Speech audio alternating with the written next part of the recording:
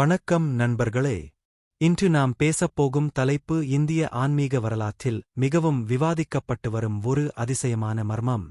விஷ்ணுவின் தசாவதாரங்களில் 9வது அவதாரம் யார்? பாலராமரா அல்லது புத்தரா? ஒரு பக்கம் பல புராணங்கள் பாலராமரை 9வது அவதாரம் என கூறுகின்றன. மற்றொரு பக்கம் பல வைணவ மரபுகள் மற்றும் சமகால தசாவதார பட்டியல்கள் புத்தரை 9வது அவதாரம் எனக் குறிப்பிடுகின்றன. ஏன் இந்த மாற்றம் வந்தது? இதன் பின்னால் மத அரசியல் இருக்கிறதா அல்லது இதற்கு ஆழமான யுக ரகசியம் ஏதாவது உள்ளதா? இந்த கேள்விகளுக்கான பதிலை இன்று ஆழமாக ஆராயப் போகிறோம். இந்த பயணம் வெறும் புராண கதை அல்ல. இது இந்திய நாகரிகத்தின் பரிணாம வளர்ச்சியையும் மனித சிந்தனையின் மாற்றத்தையும் காட்டும் ஆன்மீக ஆராய்ச்சி. முதலில் நாம் தசாவதாரத்தின் உண்மையான பொருளை புரிந்து கொள்ள வேண்டும். விஷ்ணுவின் தசாவதாரம் என்பது வெறும் 10 கதைகள் அல்ல. அது மனித குலத்தின் உளவியல் மற்றும் ஆன்மீக வளர்ச்சியின் குறியீடு என்று பல அறிஞர்கள் கருதுகின்றனர். மத்ஸ்ய அவதாரம் நீரில் உயிர் தோன்றிய காலத்தை குறிக்கிறது. கூர்ம அவதாரம் நீர் மற்றும் நில வாழ்க்கையின் இடைநிலையை குறிக்கிறது. வராஹ அவதாரம் முழுமையான நில உயிரின வளர்ச்சியை குறிக்கிறது. நரசிம்ம அவதாரம் மனிதன் மற்றும் மிருகத்தின் இடைநிலை உணர்வை குறிக்கிறது. வாமன அவதாரம் சிறிய மனித சமுதாயத்தின் ஆரம்பத்தை குறிக்கிறது. பரசுராமர் ஆயுத சக்தியின் யுகத்தை குறிக்கிறார். ராமர் சமூக ஒழுங்கு மற்றும் தர்ம அரசின் உருவகமாக பார்க்கப்படுகிறார்.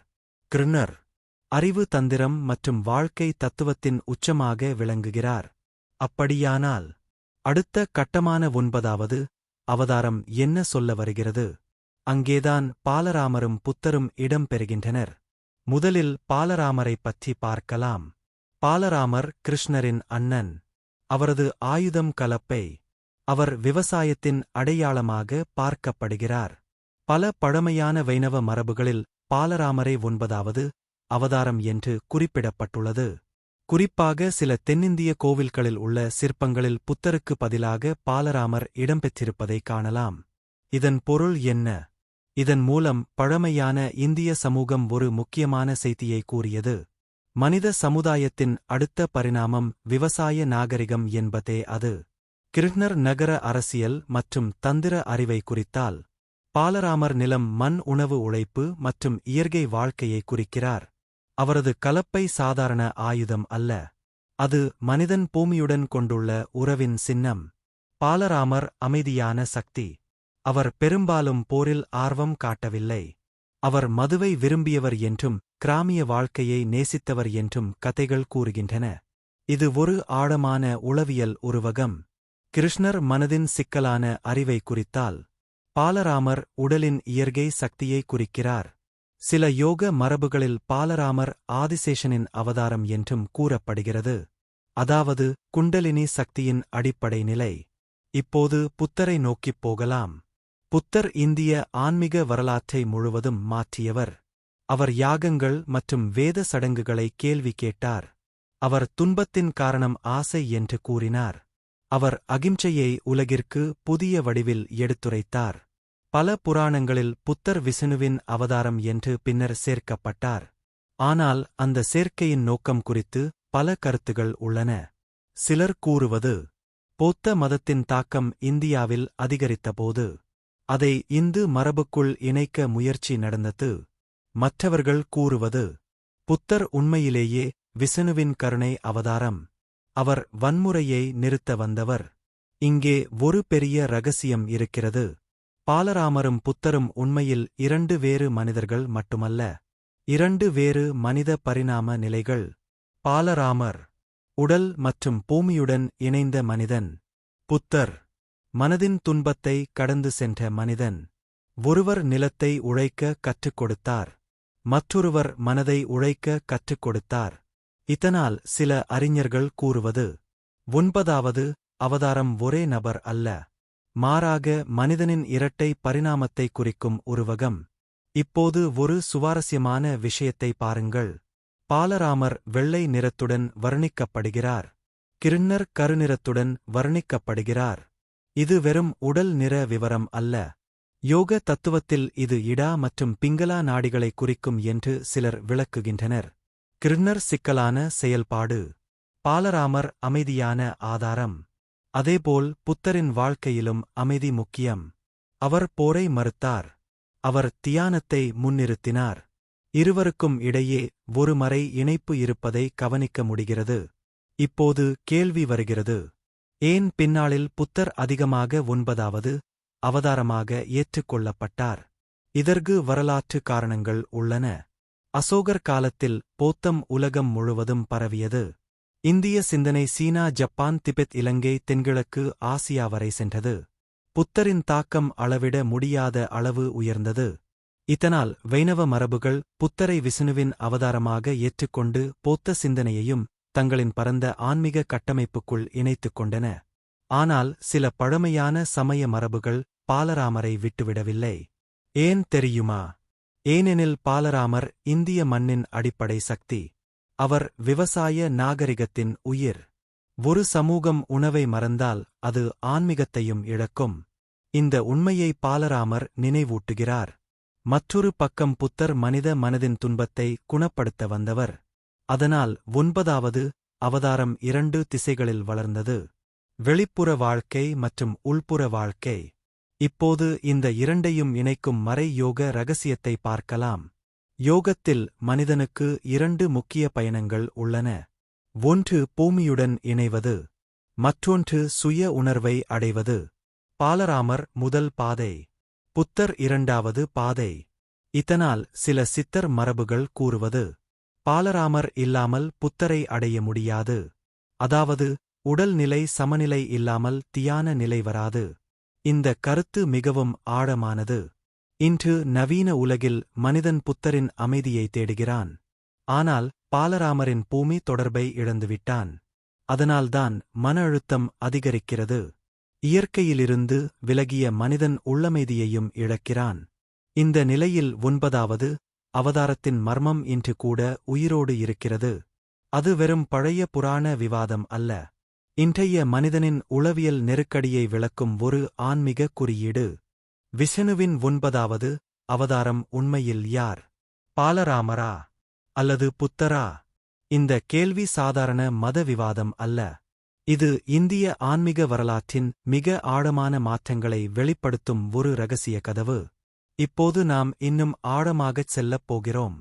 முதலில் புராணங்களில் புத்தர் எவ்வாறு வர்ணிக்கப்படுகிறார் என்பதைப் பார்க்கலாம். சில புராணங்களில் விஷ்ணு புத்தராக அவதரித்து அசுரர்களை வேத மார்க்கத்திலிருந்து விலக்கினார் என்று கூறப்படுகிறது. இந்த கருத்து பலருக்கு அதிர்ச்சியாக இருக்கும். ஏன் ஒரு அவதாரம் மனிதர்களை உண்மையிலிருந்து விலக்க வேண்டும்? இதற்கு பின்னால் உள்ள உண்மையை புரிந்து கொள்ள வேண்டும். பழமையான இந்திய சமூகம் மிகவும் சிக்கலான மத அரசியல் காலத்தை சந்தித்தது. அந்த காலத்தில் வேத சடங்குகள் மிக அதிகமாகிவிட்டன. யாகங்கள், விலங்கு பலிகள், சமூக பிரிவுகள் ஆகியவை அதிகரித்திருந்தன. அந்த நேரத்தில் புத்தர் தோன்றினார். அவர் மிக எளிய உண்மையை கூறினார். மனித துன்பத்தின் காரணம் மனிதனின் ஆசை. அதை வெல்லும் வழி விழிப்புணர்வு. இது புரட்சிகரமான சிந்தனை. அவர் வேதங்களை மறுக்கவில்லை. ஆனால் அனுபவமற்ற சடங்குகளை கேள்வி கேட்டார். இதனால் பாரம்பரிய மத அமைப்புகள் அதிர்ந்தன. பின்னர் பல நூற்றாண்டுகளுக்கு பிறகு புத்தரை விஷ்ணுவின் அவதாரமாக மாற்றி இந்து சமய அமைப்புக்குள் இணைத்தனர். இது ஒரு அரசியல் முயற்சியா அல்லது ஆன்மீக இணைப்பா? இரண்டும் இருக்கலாம். ஆனால் இன்னொரு ஆழமான கோணம் உள்ளது. புத்தர் மனிதனின் உள்புற புரட்சியை குறிக்கிறார். ராமர் வெளிப்புற தர்மத்தை காத்தார். கிருஷ்ணர் வாழ்க்கை தத்துவத்தை கற்றுக் கொடுத்தார். ஆனால் புத்தர் மனதை நேரடியாக ஆராய்ந்தார். அவர் முதல் உளவியல் விஞ்ஞானிகளில் ஒருவர் என்று கூட சில அறிஞர்கள் கருதுகின்றனர். அவர் கூறியது, நீங்கள் நினைப்பது நீங்கள் அல்ல. உங்கள் எண்ணங்கள் கூட நிரந்தரமல்ல. இந்த கருத்து நவீன நரம்பியல் அறிவியலுக்கும் மிகவும் அருகில் உள்ளது. இப்போது பாலராமரை மீண்டும் பார்க்கலாம். பாலராமர் பற்றி மக்கள் அதிகம் பேசுவதில்லை. ஆனால் அவர் மிக முக்கியமான ஆன்மீக உருவகம். அவரது பெயரே அதைக் காட்டுகிறது. பல என்றால் சக்தி, ராம என்றால் ஆனந்தம். அதாவது ஆனந்தமயமான சக்தி. அவர் கிருஷ்ணரின் அண்ணன் என்பதும் ஒரு மறை குறியீடு. ஏன் விஷ்ணுவின் அவதாரமான கிருஷ்ணருக்கு முன்னர் பாலராமர் பிறக்கிறார்? இதற்கு சில யோக மரபுகள் ஒரு அற்புதமான விளக்கத்தை தருகின்றன. கிருஷ்ணர் உயர்ந்த சித்தத்தை குறிக்கிறார். பாலராமர் அதற்கு அடிப்படை ஆதார சக்தி. அதாவது குண்டலினி எழுச்சிக்கு முன் உடல் மற்றும் உயிர் சக்தி நிலை பெற வேண்டும். அதனால் பாலராமர் முதலில் வருகிறார். மேலும் அவர் ஆதிசேஷனின் அவதாரம் என்று கூறப்படுவது மிகவும் முக்கியம். ஆதிசேஷன் என்றால் என்ன? விஷ்ணு பிரபஞ்ச கடலில் உறங்கும்போது அவரை தாங்கும் பாம்பு. இதன் யோக ரகசியம் என்ன? மனித உடலில் முதுகுத்தண்டு வழியாக சுருண்டு இருக்கும் குண்டலினி சக்தி. அதாவது பாலராமர் மனித உடலின் அடிப்படை உயிர் சக்தியை குறிக்கிறார். அவர் கையில் ஏந்தும் கலப்பை கூட இதனுடன் தொடர்புடையது. கலப்பை நிலத்தை உழைக்கும் கருவி. யோகத்தில் உடல் மற்றும் மனத்தை தயார் செய்யும் செயலே உழைப்பு. இதனால் சில சித்தர்கள் பாலராமரை உள்நிலை விவசாயி என்று கூறுகின்றனர். அவர் மண்ணை மட்டுமல்ல, மனித உடலையும் உழைக்கிறார். இப்போது ஒரு அற்புதமான ஒப்பீட்டை பார்க்கலாம். புத்தர் போதி மரத்தின் கீழ் அமர்ந்து ஜானம் அடைகிறார். பாலராமர் நிலத்தோடு இணைந்தவராக இருக்கிறார். இருவருக்கும் இயற்கையுடன் ஆழமான தொடர்பு உள்ளது. இன்று மனிதன் இயற்கையிலிருந்து பிரிந்து வாழ்கிறான். அதனால்தான் மனநோய்கள், தனிமை, பயம், வெறுமை அதிகரிக்கின்றன. பாலராமர் பூமியுடன் இணைக்கிறார். புத்தர் உள்ளத்துடன் இணைக்கிறார். இரண்டும் இணைந்தால் மட்டுமே முழுமையான மனிதன் உருவாகிறான். இப்போது தசாவதார வரிசையை இன்னொரு கோணத்தில் பார்ப்போம். மத்ஸ்யம், உயிர் தொடக்கம். கூர்மம், உடல் நிலைத்தன்மை. வராகம், பூமி வாழ்க்கை. நரசிம்மம், உணர்ச்சி வெடிப்பு. வாமனம், மனித அறிவின் ஆரம்பம். பரசுராமம், வன்முறை சக்தி. ராமம், ஒழுக்கம் மற்றும் சமூக தர்மம். கிருஷ்ணம், அறிவு மற்றும் வாழ்க்கை நுணுக்கம். பாலராமம் அல்லது புத்தம், உள்ளார்ந்த அமைதி மற்றும் சமநிலை. கல்கி, மாற்றத்தின் இறுதி சக்தி. இந்த வரிசை மனித பரிணாம வளர்ச்சியின் உளவியல் வரைபடமாக கூட பார்க்கப்படுகிறது. இதில் மிகவும் சுவாரஸ்யமானது 9வது அவதாரம் மட்டுமே விவாதத்திற்கு உட்படுகிறது. ஏன் தெரியுமா? ஏனெனில் மனிதகுலம் இன்னும் அந்த நிலையை முழுமையாக அடையவில்லை. நாம் இன்னும் போராட்டத்தில் இருக்கிறோம். நாகரிகம் வளர்ந்தாலும் மனம் அமைதியடையவில்லை. அதனால் புத்தரும் பாலராமரும் இருவரும் இன்னும் உயிரோடு இருக்கும் சின்னங்களாக உள்ளனர். இப்போது ஒரு பெரிய வரலாற்று ரகசியத்தை பார்க்கலாம். பழமையான ஜெகந்நாதர் கோவில்களில் சில சமயங்களில் கிருஷ்ணர், பாலராமர், சுபத்ரா மூவரும் முக்கியமாக வணங்கப்படுகிறார்கள். இங்கே பாலராமரின் இடம் மிகவும் உயர்ந்தது. அவர் வெறும் துணை கதாபாத்திரம் அல்ல. சில ஆராய்ச்சியாளர்கள் கூறுவது, இந்தியாவின் பழங்குடி மற்றும் விவசாய மரபுகள் பின்னர் வைணவ மரபுடன் இணைந்தபோது பாலராமரின் முக்கியத்துவம் அதிகமாக இருந்தது. பின்னர் போத்தத்தின் தாக்கம் அதிகரித்தபோது புத்தர் தசாவதார பட்டியலில் இடம் பெற்றார். இதன் மூலம் இந்திய ஆன்மீகம் எப்போதும் மாற்றங்களை ஏற்றுக்கொண்டது என்பதை புரிந்து கொள்ளலாம். இது மிகவும் தனித்துவமான விஷயம். பல மதங்கள் மாற்றத்தை எதிர்க்கின்றன. ஆனால் இந்திய ஆன்மீக மரபுகள் புதிய சிந்தனைகளை உட்கொண்டு பரிணாமம் அடைந்தன. அதனால்தான் புத்தர் கூட விஷ்ணுவின் அவதாரமாக மாறினார். இப்போது இன்னொரு ஆழமான ரகசியத்தை பார்க்கலாம். புத்தரின் முக்கிய போதனை என்ன? நடுநிலை பாதை. அதிக ஆசையும் வேண்டாம், அதிக துறவரமும் வேண்டாம். இது சமநிலை. பாலராமரின் வாழ்க்கையிலும் இதே தன்மை உள்ளது. அவர் அரசியல் சதிகளில் அதிகம் ஈடுபடவில்லை. அவர் இயல்பான வாழ்க்கையை விரும்பினார். இதனால் இருவரும் ஒரே ஆன்மீக அதிர்வின் 2 வடிவங்கள் என்று சிலர் கருதுகின்றனர். ஒருவர் வெளிப்புற இயற்கை சமநிலை, மற்றொருவர் உள்புற மன சமநிலை. இப்போது ஒரு வினோதமான கேள்வி வருகிறது. ஏன் கல்கி அவதாரம் இன்னும் வரவில்லை? சில யோக மரபுகள் கூறுவது, 9வது அவதாரத்தின் பாடத்தை மனிதன் இன்னும் கற்றுக்கொள்ளவில்லை. அதாவது அமைதி, இயற்கை இணைப்பு, உள்ளார்ந்த விழிப்புணர்வு. இவற்றை மனிதன் அடைந்த பிறகே கல்கி காலம் தொடங்கும். இன்றைய உலகை பாருங்கள். தொழில்நுட்ப வளர்ச்சி உச்சத்தில் உள்ளது. ஆனால் மன அமைதி குறைந்து கொண்டே செல்கிறது. மனிதன் விண்வெளிக்கு செல்கிறான். ஆனால் தன் மனதின் ஆழத்தை அறியவில்லை. இதனால் புத்தரின் செய்தி இன்னும் அவசியமாகிறது. அதே சமயம் மனிதன் இயற்கையை அழிக்கிறான். நிலத்தை விஷமாக்குகிறான். உணவை செயற்கையாக்குகிறான். இதனால் பாலராமரின் செய்தியும் மிகவும் முக்கியமாகிறது. இருவரும் சேர்ந்து நவீன உலகிற்கு ஒரு எச்சரிக்கை கொடுக்கிறார்கள். உள்ளமும் பூமியும் அழிந்தால் மனிதன் உயிரோடு இருந்தாலும் வாழ்வதில்லை. இப்போது ஒரு மர்மமான புராண குறிப்பை பார்க்கலாம். சில நூல்கள் கூறுவது, கலியுகத்தில் தர்மம் மிகவும் குறையும் போது மனிதன் உண்மையை மறந்து விடுவான். அப்போது உண்மையான ஆன்மீகம் மறைந்து சடங்குகள் மட்டும் இருக்கும். இந்த நிலையை புத்தர் முன்பே கண்டார். அதனால் அவர் உள்ளார்ந்த அனுபவத்தை வலியுறுத்தினார். அதேபோல் பாலராமர் மனிதனை மீண்டும் மண்ணுடன் இணைக்கிறார். இதனால் 9வது அவதாரம் உண்மையில் மனித குலத்திற்கு கடைசி எச்சரிக்கை என்று சிலர் கருதுகின்றனர். உன் மனதை காப்பாற்று. உன் பூமியை காப்பாற்று. இல்லையெனில் கல்கி மாற்றம் தவிர்க்க முடியாது. பாலராமரையும் புத்தரையும் வெறும் வரலாற்று மனிதர்களாக மட்டும் பார்த்தால் இந்த மர்மம் ஒருபோதும் தீராது. அவர்கள் இருவரும் மனிதனின் உள்ளார்ந்த பரிணாம நிலைகளை குறிக்கும் சக்தி வடிவங்கள் என்று பார்த்தால்தான் இந்த புதிர் புரிய ஆரம்பிக்கும். முதலில் ஒரு முக்கியமான விஷயத்தை கவனியுங்கள்.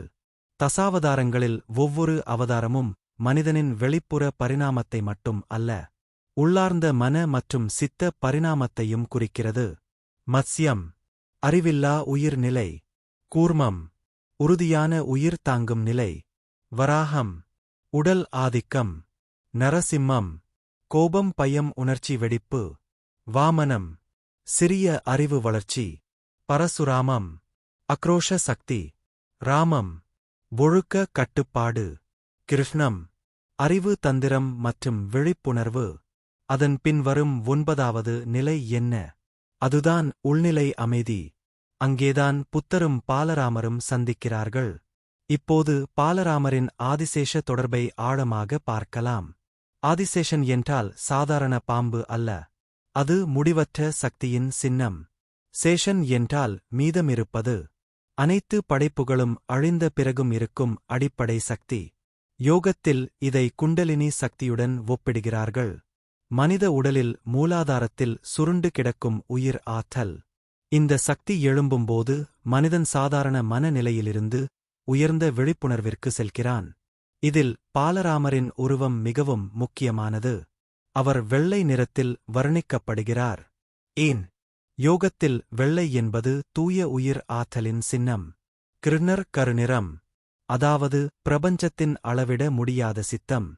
பாலராமர் அந்த சித்தத்தை தாங்கும் உயிர் ஆதாரம். இதனால் கிருஷ்ணருக்கு முன்னால் பாலராமர் பிறக்கிறார். முதலில் உடல் தயாராக வேண்டும். பிறகு உயர்ந்த சித்த அனுபவம் வருகிறது. இந்த கருத்து பல யோக முறைகளிலும் உள்ளது. முதலில் ஆசனம், பிறகு பிராணாயாமம், பிறகு தியானம், பிறகு சமாதி. பாலராமர் முதல் நிலை, புத்தர் கடைசி நிலை. இப்போது புத்தரை யோக பார்வையில் பார்ப்போம். புத்தர் ஒரு மத தலைவர் மட்டுமல்ல, அவர் மனத்தை நேரடியாக ஆராய்ந்த முதல் பெரிய தியான விஞ்ஞானி. அவர் கூறிய விபாசனா தியானம் என்ன செய்கிறது தெரியுமா? மனிதன் தனது எண்ணங்களை வெறும் பார்வையாளனாக கவனிக்க கற்றுக்கொள்கிறான். இது சாதாரண விஷயம் போல தோன்றலாம். ஆனால் உண்மையில் இது மனித மூளையின் அடிப்படை செயல்முறையை மாற்றுகிறது. இன்று நவீன நரம்பியல் ஆராய்ச்சிகளும் தியானம் மூளையின் அமைப்பையே மாற்ற முடியும் என்று கூறுகின்றன. புத்தர் 2000 ஆண்டுகளுக்கு முன்பே இதை அனுபவத்தின் மூலம் கண்டுபிடித்தார். இப்போது ஒரு அதிசயமான ஒப்பீட்டை பார்க்கலாம். பாலராமர் கலப்பையை ஏந்துகிறார். புத்தர் தியானத்தை ஏந்துகிறார். இரண்டின் நோக்கமும் ஒன்றே. ஒருவர் நிலத்தை உழைக்கிறார், மற்றொருவர் மனதை உழைக்கிறார். விவசாயி நிலத்தை தயார் செய்யாமல் விதை விதைக்க முடியாது. அதேபோல் தியானி மனதை சுத்தப்படுத்தாமல் ஞானம் அடைய முடியாது. இதனால் சில சித்தர் பாடல்கள் மனித உடலை நிலத்துடன் ஒப்பிடுகின்றன. உடல் ஒரு வயல், மூச்சுநீர், உயிர் விதை, அறிவு அறுவடை. இந்த உருவகம் பாலராமரின் ஆழமான தத்துவத்தை வெளிப்படுத்துகிறது. இப்போது ஒரு பெரிய மர்மத்தை பார்க்கலாம். ஏன் புத்தரின் சிலைகள் கண்களை மூடியபடி இருக்கும்? ஏனெனில் அவர் வெளி உலகை விட உள் உலகை நோக்கி சென்றவர். அதே நேரத்தில் பாலராமர் பெரும்பாலும் திறந்த உடல் சக்தியுடன் வர்ணிக்கப்படுகிறார். இதன் மூலம் இரண்டு நிலைகள் காட்டப்படுகின்றன. பாலராமர் உயிர் சக்தியின் நிலை, புத்தர் அமைதியான விழிப்புணர்வின் நிலை. இப்போது இன்னொரு சுவாரஸ்யமான விஷயம். பல தசாவதார பட்டியல்களில் புத்தர் மட்டும் ஆயுதம் இல்லாமல் காணப்படுகிறார். ஏனெனில் மனித பரிணாமத்தின் ஒரு கட்டத்தில் ஆயுதம் தேவையில்லை. அறிவு போதும். பரசுராமர் கோடாரி, ராமர் வில், கிருணர் சக்கரம். ஆனால் புத்தர் வெறும் அமைதி. இதுதான் மனித வளர்ச்சியின் அடுத்த கட்டம் என்று சிலர் கருதுகின்றனர். இப்போது நாம் ஒரு மிக ஆழமான விஷயத்தை பார்க்கலாம். தசாவதாரம் மற்றும் டிஎன்ஏ பரிணாமம். சில நவீன சிந்தனையாளர்கள் தசாவதாரம் உயிரியல் பரிணாம வளர்ச்சியை மறைமுகமாக காட்டுகிறது என்று கூறுகின்றனர். மத்ஸ்யம் நீர்வாழ் உயிரினம், கூர்மம் அம்பிபியன் நிலை, வராகம் நில வாழ் விலங்கு, நரசிம்மம் மனிதனுக்கும் விலங்குக்கும் இடைநிலை, வாமனம் சிறிய மனித இனம். இவ்வாறு தொடர்கிறது. இந்த கோணத்தில் பார்த்தால் புத்தர் என்ன குறிக்கிறார்? அறிவு பரிணாமம். மனிதன் உடல் வளர்ச்சியை முடித்துவிட்டு மன வளர்ச்சிக்குள் நுழைகிறான். இப்போது உலகமே இந்த கட்டத்தில் இருக்கிறது. தொழில்நுட்பம் வளர்ந்துவிட்டது. ஆனால் மனித உணர்வு வளரவில்லை. அதனால் உலகம் குழப்பத்தில் உள்ளது. இந்த நிலையில் புத்தரின் அவதாரம் மிக முக்கியமாகிறது. ஆனால் ஏன் பாலராமரை மறக்கக்கூடாது? ஏனெனில் உடல் மற்றும் இயற்கையை புறக்கணித்த ஆன்மீகம் நிலைக்காது. இன்று பலர் தியானம் செய்கிறார்கள். ஆனால் உடலுடன் தொடர்பு இல்லை. இயற்கையுடன் இணைப்பு இல்லை. இதனால் உள்ளே சமநிலை உருவாகவில்லை. பாலராமர் இதை நினைவூட்டுகிறார். உண்மையான ஆன்மீகம் மண்ணிலிருந்து தொடங்க வேண்டும். இதனால் இந்திய சித்தர்கள் பலரும் மூலிகை உணவு, மூச்சுமுறை, இயற்கை வாழ்க்கை ஆகியவற்றை வலியுறுத்தினர். அவர்கள் உடலை ஆலயமாக பார்த்தனர். இப்போது ஒரு மறைக்கப்பட்ட புராண ரகசியத்தை பார்க்கலாம். சில பழமையான மரபுகள் கூறுவது, பாலராமரும் புத்தரும் உண்மையில் ஒரே அவதாரத்தின் இரண்டு வெளிப்பாடுகள். ஒன்று கிராமிய இந்தியாவின் மொழி, மற்றொன்று தியான இந்தியாவின் மொழி. இதன் அர்த்தம் என்ன? ஒரே ஆன்மீக உண்மை, ஆனால் இரண்டு கலாச்சார வடிவங்கள். ஒரு பகுதி விவசாயத்தை மையமாக கொண்ட சமூகம், மற்றொரு பகுதி துறவற தியானத்தை மையமாக கொண்ட சமூகம். இரண்டையும் இணைக்க இந்திய ஆன்மீகம் முயன்றது. இதனால் சில இடங்களில் பாலராமர் முக்கியம், சில இடங்களில் புத்தர் முக்கியம். ஆனால் இருவரின் மைய செய்தி ஒன்றே. மனிதன் உள்ளும் வெளியும் சமநிலையை அடைய வேண்டும். இப்போது கல்கி அவதாரத்தை இணைத்து பார்க்கலாம். கல்கி வெறும் உலக அழிவு கதை அல்ல. அது மனித சித்தத்தின் அடுத்த பரிணாம வெடிப்பு. ஆனால் அந்த மாற்றத்திற்கு முன் மனிதன் இரண்டு பாடங்களை கற்றுக்கொள்ள வேண்டும். புத்தரின் விழிப்புணர்வு, பாலராமரின் பூமி இணைப்பு. இவை இல்லாமல் தொழில்நுட்ப வளர்ச்சி மனிதனை அழிவுக்கு கொண்டு செல்லும். இன்று செயற்கை நுண்ணறிவு, ஜெனடிக் மாற்றங்கள், மெய்நிகர் உலகம், நரம்பியல் கட்டுப்பாடு, இவை அனைத்தும் வேகமாக வளர்கின்றன. ஆனால் மனிதனின் மனம் இன்னும் பயம், பேராசை, கோபம் ஆகியவற்றில் சிக்கியுள்ளது. இதனால் நவீன உலகம் மிகவும் ஆபத்தான நிலையில் உள்ளது. இதைத்தான் சில ஆன்மீக அறிஞர்கள் கலியுகத்தின் உச்சம் என்று கூறுகின்றனர். இந்த நிலையில் 9வது அவதாரம் மீண்டும் முக்கியமடைகிறது. உன் உள்ளத்தை விழிப்புணர்வால் நிரப்பு. உன் வாழ்க்கையை இயற்கையுடன் இணை. அப்போதுதான் அடுத்த பரிணாம கட்டத்தை பாதுகாப்பாக கடக்க முடியும். இப்போது ஒரு ஆழமான தத்துவ கேள்வி. ஒருநாள் மனிதன் முழுமையாக வெடித்தால் என்ன ஆகும்? அப்போது தனி மதங்கள் தேவையா? அல்லது எல்லா ஆன்மீகங்களும் ஒன்றாகி விடுமா? இந்த கேள்விக்கான பதிலை புத்தரும் பாலராமரும் தங்கள் வாழ்க்கையால் சொல்லியிருக்கலாம். அமைதி, சமநிலை, இயற்கை, உள்ளார்ந்த விழிப்புணர்வு. இவை எந்த மதத்திற்கும் சொந்தமானவை அல்ல. மனிதனின் அடிப்படை உண்மை. ஆனால் இப்போது நாம் பார்க்கப் போகும் விஷயம், இந்த அனைத்தையும் இணைக்கும் மறைக்கப்பட்ட சக்தி. அது நாக சக்தி. இந்திய ஆன்மீகத்தில் நாகம் என்பது வெறும் பாம்பு அல்ல. அது உயிர் ஆற்றல், மறைந்த ஞானம், பூமியின் அதிர்வு மற்றும் பிரபஞ்ச நினைவகத்தின் சின்னம். இதில்தான் பாலராமரின் ஆதிசேஷ ரகசியம் மிகவும் முக்கியமாகிறது. ஏன் விஷ்ணு எப்போதும் ஆதிசேஷத்தின் மேல் துயில்கிறார்? இதற்கு பல வெளிப்புற விளக்கங்கள் உள்ளன. ஆனால் யோக மரபுகள் இதை மனித உடலின் உள்நிலை வரைபடமாக பார்க்கின்றன. விஷ்ணு உயர்ந்த சித்தம், ஆதிசேஷன் மூல உயிர் சக்தி, அதாவது உயர்ந்த விழிப்புணர்வு உருவாக உயிர் சக்தி அடித்தளமாக இருக்க வேண்டும். இதனால் பாலராமர் கிருஷ்ணரின் அண்ணன் என்று கூறப்படுகிறது. முதலில் சக்தி, பிறகு சித்தம், முதலில் உயிர், பிறகு ஜானம். இப்போது ஒரு ஆழமான விஷயத்தை கவனியுங்கள். பழமையான இந்திய கோவில்களில் நாக வழிபாடு மிகவும் முக்கியமாக இருந்தது. ஏனெனில் நாகம் என்பது பூமியின் மறை சக்தியை குறிக்கும் சின்னம்.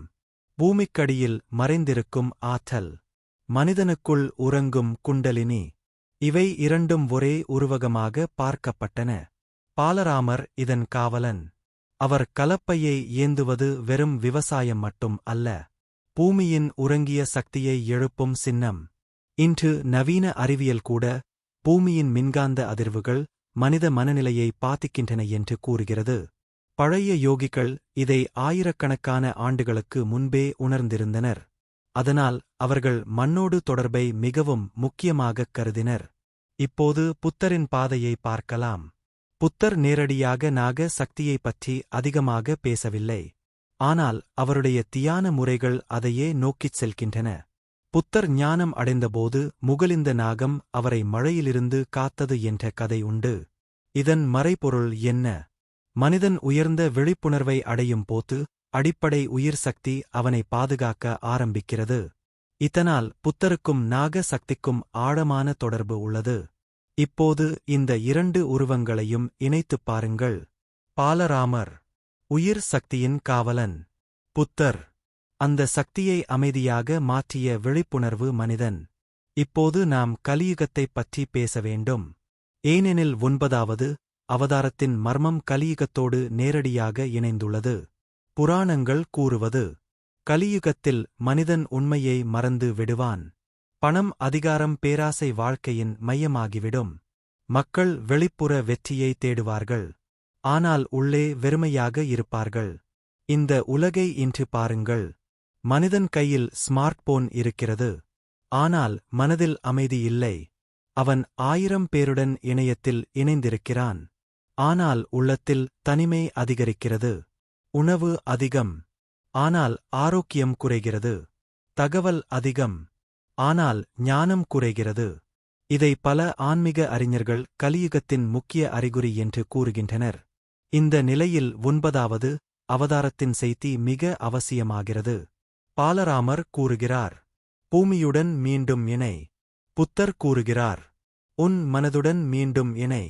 இப்போது ஒரு பெரிய ரகசியத்தை பார்க்கலாம். ஏன் கல்கி அவதாரம் குதிரை மீது வருவதாக கூறப்படுகிறது? இதற்கு வெளிப்புற விளக்கம் மட்டும் இல்லை.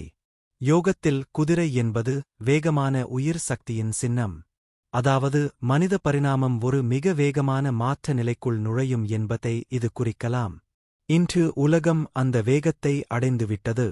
செயற்கை நுண்ணறிவு, மரபணு மாற்றம், மெய்நிகர் உலகம், மனித மூளை மற்றும் இயந்திர இணைப்பு, இவை அனைத்தும் மனித வரலாற்றை வேகமாக மாற்றுகின்றன.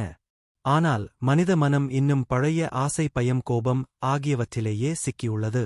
இதனால் தொழில்நுட்ப வளர்ச்சி ஆபத்தாக மாறுகிறது. இந்த சூழலில் கல்கி அவதாரம் என்ன? ஒரு மனிதனா? ஒரு சக்தியா? ஒரு உலக மாற்றமா? சில சித்தர்கள் கூறுவது, கல்கி வெளியில் வரமாட்டார், மனிதனின் உள்ளே பிறப்பார். அதாவது மனிதன் தனது பழைய அறியாமையை அழித்து புதிய விழிப்புணர்வில் பிறக்கும் நிலைதான் கல்கி. ஆனால் அதற்கு முன் 9வது அவதாரத்தின் பாடம் அவசியம். பாலராமரின் பூமி அறிவு, புத்தரின் மன அமைதி, இவை இல்லாமல் மனிதன் அடுத்த பரிணாமத்தை தாங்க முடியாது. இப்போது சித்தர்களின் பார்வையை பார்க்கலாம். தமிழ் சித்தர்கள் பலரும் மனித உடலை ஒரு பிரபஞ்சமாக பார்த்தனர். அவர்கள் கூறியது, உடலுக்குள் எல்லா லோகங்களும் இருக்கின்றன. மூச்சு சரியாக புரிந்தால் மனம் மாறும், மனம் மாறினால் உணர்வு மாறும், உணர்வு மாறினால் மனிதன் தெய்வீக நிலையை அடையும். இந்த கருத்து புத்தரின் தியானத்துக்கும் மிகவும் அருகில் உள்ளது. அதே சமயம் சித்தர்கள் மூலிகை உணவு மண்ணீர் சூரிய ஒளி ஆகியவற்றை வலியுறுத்தினர். இது பாலராமரின் பூமி இணைப்பை நினைவூட்டுகிறது. இதனால் இந்திய ஆன்மீகத்தின் 2 பெரிய ஓட்டங்கள் இங்கே ஒன்று சேர்கின்றன. உடல் மற்றும் மனம், பூமி மற்றும் விழிப்புணர்வு, சக்தி மற்றும் அமைதி. இப்போது ஒரு மிக மர்மமான கேள்வி. ஏன் 9வது அவதாரம் மட்டும் தெளிவாக ஒரே வடிவில் இல்லை? மற்ற அவதாரங்கள் பெரும்பாலும் உறுதியாக உள்ளன. ஆனால் இங்கே 2 உருவங்கள். இதற்கு சில தத்துவ அறிஞர்கள் ஒரு அற்புதமான விளக்கம் தருகின்றனர். மனிதன் இன்னும் முழுமையாக முடிவடைந்த பரிணாமம் அல்ல. அவன் 2 பாதைகளுக்கு இடையில் நிற்கிறான். ஒரு பாதை இயற்கையிலிருந்து பிரிந்து செயற்கை உலகுக்குள் செல்லும் பாதை. மற்றொரு பாதை விழிப்புணர்வுடன் இயற்கையையும் அறிவையும் இணைக்கும் பாதை. இந்த 2 வாய்ப்புகளின் இடைநிலையில்தான் 9வது அவதாரம் உள்ளது. அதனால் அது திறந்த இரகசியமாக இருக்கிறது. இப்போது புத்தரின் ஒரு முக்கிய போதனையை நினைவில் கொள்ளுங்கள். அவர் கூறினார், எதையும் குருட்டாக நம்பாதீர்கள். உங்களால் அனுபவித்து உணருங்கள். இது ஆன்மீக உலகில் மிகப்பெரிய புரட்சி. அதேபோல் பாலராமரின் வாழ்க்கை என்ன சொல்லுகிறது? மண்ணை தொடு, உழைப்பு செய், உண்மையான வாழ்க்கையை வாழ். இவை 2ம் சேர்ந்தால் ஒரு முழுமையான மனிதன் உருவாகிறான். இன்று உலகம் 2 பிரச்சினைகளில் சிக்கியுள்ளது: மன அழுத்தம் மற்றும் இயற்கை அழிவு. இதற்கான தீர்வை 9வது அவதாரம் 2 வடிவங்களில் கொடுக்கிறது. புத்தர், உள்ளமைதி; பாலராமர், பூமி சமநிலை. இப்போது ஒரு ஆழமான கற்பனை செய்து பாருங்கள். ஒருநாள் மனிதன் தொழில்நுட்ப வளர்ச்சியையும் ஆன்மீக விழிப்புணர்வையும் சமநிலைப்படுத்தினால் என்ன ஆகும்? அப்போது மதங்களின் சண்டை குறையும். மனிதன் இயற்கையுடன் மீண்டும் இணைவான். அறிவியல் மற்றும் ஆன்மீகம் எதிரிகள் அல்ல என்பதை புரிந்து கொள்வான். இதுவே சிலர் கூறும் சத்தியயுகத்தின் ஆரம்பம். அதாவது கல்கி என்பது அழிவு மட்டும் அல்ல, ஒரு புதிய மனித சிந்தனையின் பிறப்பு. ஆரம்பத்தில் இது ஒரு சாதாரண புராண விவாதம் போல தோன்றியிருக்கலாம். ஆனால் ஆழமாக சென்றபோது இது மனித பரிணாமம், மன வளர்ச்சி மற்றும் ஆன்மீக விழிப்புணர்வு பற்றிய மிகப்பெரிய இரகசியமாக மாறியது. நாம் பார்த்தோம், பாலராமர் வெறும் கிருஷ்ணரின் அண்ணன் அல்ல. அவர் பூமியுடன் இணைந்த உயிர் சக்தியின் சின்னம். அவரது கலப்பை வெறும் ஆயுதம் அல்ல. அது மனிதன் தனது வாழ்க்கையை உழைத்து விழிப்புணர்வுடன் உருவாக்க வேண்டும் என்பதற்கான குறியீடு. அவர் ஆதிசேஷனின் அவதாரம் என்று கூறப்படுவது மனித உடலின் அடிப்படை குண்டலினி சக்தியை நினைவூட்டுகிறது. அதே நேரத்தில் புத்தர் வெறும் மத நிறுவனர் அல்ல. அவர் மனித மனத்தின் ஆழத்தை ஆராய்ந்த விழிப்புணர்வு விஞ்ஞானி. அவர் மனிதனுக்கு ஒரு புதிய பாதையை காட்டினார். அது வெளியுலக வெற்றியின் பாதை அல்ல, உள்ளார்ந்த அமைதியின் பாதை. அவர் கூறியது, உன் துன்பத்தின் காரணம் உன் உள்ளே உள்ளது. அதற்கான விடுதலையும் உன் உள்ளேதான் உள்ளது. இப்போது இந்த 2 உருவங்களையும் ஒன்றாக இணைத்து பாருங்கள். பாலராமர் மனிதனை பூமியுடன் இணைக்கிறார். புத்தர் மனிதனை தனது சுய உணர்வுடன் இணைக்கிறார். ஒருவர் உடலை தயார் செய்கிறார், மற்றொருவர் மனதை விழிப்புறச் செய்கிறார். ஒருவர் உயிர் சக்தி, மற்றொருவர் அமைதியான ஞானம். இதனால் 9வது அவதாரத்தின் உண்மையான இரகசியம் ஒரே மனிதரை தேர்வு செய்வதில் இல்லை, மாறாக இந்த 2 சக்திகளையும் புரிந்து கொள்வதில் உள்ளது. இன்று மனித குலம் ஒரு முக்கியமான திருப்புமுனையில் நிற்கிறது. நமக்கு தொழில்நுட்பம் இருக்கிறது, ஆனால் அமைதி இல்லை. தகவல் இருக்கிறது, ஆனால் ஞானம் இல்லை. வசதி இருக்கிறது, ஆனால் உள்ளார்ந்த நிறைவு இல்லை. நாம் பூமியை வெல்ல முயன்றோம், ஆனால் நம்மையே இழந்துவிட்டோம். அதனால்தான் 9வது அவதாரத்தின் செய்தி இன்று மிகவும் அவசியமாகிறது. பாலராமர் நமக்கு நினைவூட்டுகிறார், இயற்கையிலிருந்து பிரிந்த மனிதன் முழுமையற்றவன். புத்தர் நமக்கு நினைவூட்டுகிறார், விழிப்புணர்வு இல்லாத மனிதன் சுதந்திரமற்றவன். இந்த 2 உண்மைகளும் சேர்ந்தால்தான் புதிய மனிதன் பிறக்க முடியும். இதுவே கல்கி அவதாரத்தின் மறைபொருளாக இருக்கலாம். கல்கி வெளியில் இருந்து வரும் ஒரே மனிதன் அல்ல, அது மனித குலத்தின் அடுத்த விழிப்புணர்வு நிலை.